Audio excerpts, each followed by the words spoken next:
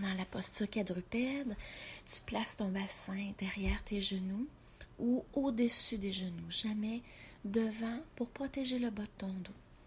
Les genoux sont la largeur des hanches, les mains sont déposées la largeur de tes épaules. Et dans le chat dos creux, ton coccyx est dirigé vers le haut pour bien basculer le bassin, pour que le bas du dos soit creusé. Les omoplates sont rétractées et la tête est redressée.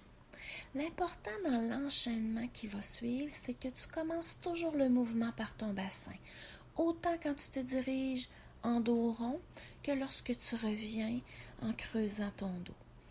Alors, sur la prochaine expiration, le coccyx se dirige vers le sol pour rondir le bas du dos, le milieu et le haut. La tête va venir basculer en tout dernier. Tu pourrais t'installer sur la pointe de tes doigts pour accentuer le dos rond.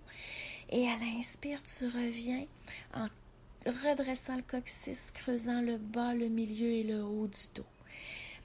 L'important, c'est de ne pas aller devant les genoux de cette façon. Donc, quand tu vas en dos rond, tu t'assures que ton bassin reste toujours derrière tes genoux et lorsque tu reviens en dos creux aussi.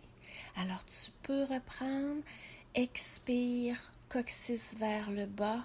La rondeur va partir du bassin jusqu'à la nuque et à l'inspire, le mouvement part du bassin et remonte vers le milieu. La tête se redresse en tout dernier pour un assouplissement complet de ta colonne et tu peux refaire quelques fois.